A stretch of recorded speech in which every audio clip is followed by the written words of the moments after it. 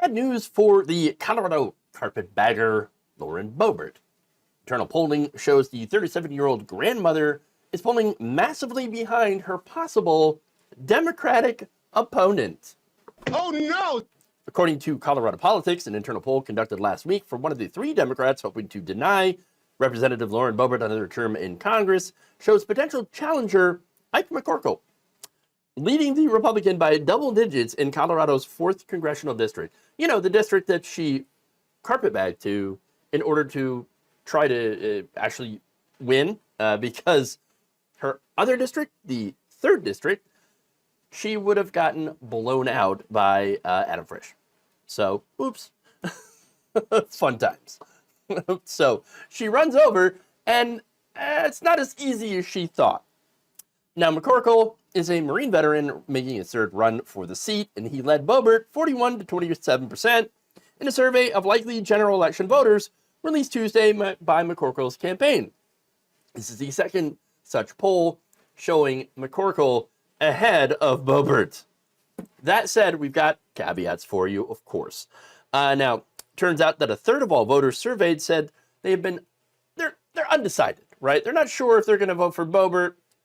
Why? Wait, how could they be unsure? Well, it turns out this district is pretty conservative.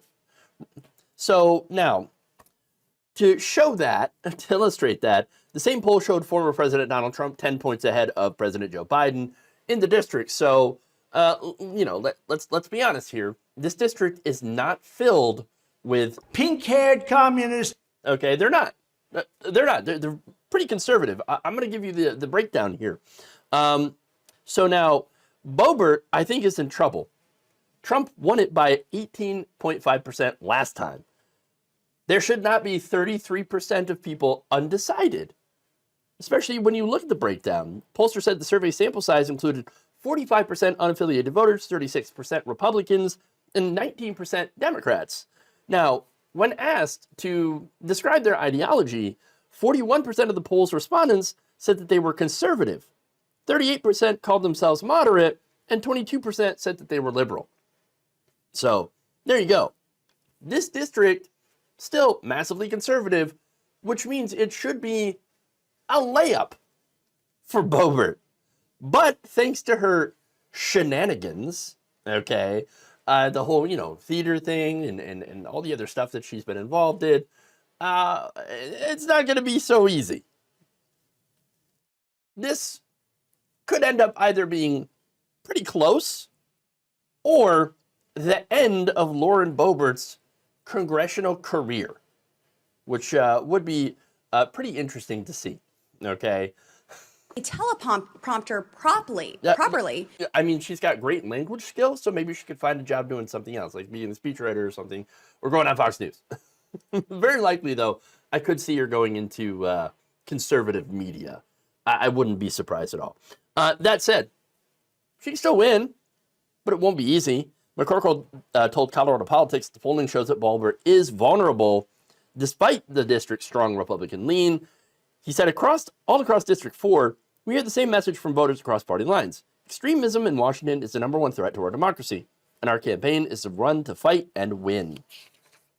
Our team's hard work across this district has already doubled our lead over Lauren Boebert. While other Democrats in this race are still 10 points behind her, the math is clear. We are the only Democratic campaign that will be successful in November. So look, they're still running a primary, and of course there's also a Republican primary. So we'll have to see what happens and whether or not it will end up being McCorkle versus Boebert. All right. That said, there's a lot of money being raised on both sides. In fact, Boebert and McCorkle were the fundraising leaders in their primaries through March 31st. Boebert reported raising more than $3.4 million. That's a far cry from what she did before, because the last time I talked about Boebert raising money, she was not doing very well. She was not raising very much, but apparently that Trump endorsement and conservatives have decided to chip in, and so she's doing a lot better. She's got $1 million cash on hand. McCorkle actually raised about $1 million and had more than $150,000 in the bank. So again, once the primary gets over, you're going to see a lot more money get dropped on both sides. That said, Boebert doing well in the fundraising. I'm assuming a lot of that is from Republican PACs and big corporate donors. But again, we're not going to see where the money's coming from until the fundraising numbers are released. Now, the other thing, too, is that probably a lot of the money is going to come from out of state, certainly out of district.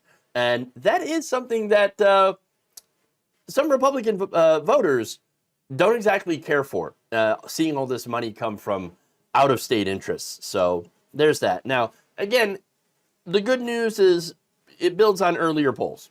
It shows that Boebert does have some vulnerabilities. And so, hey, there you go. There could be a chance to boot her out of Congress in what is normally a safe Republican district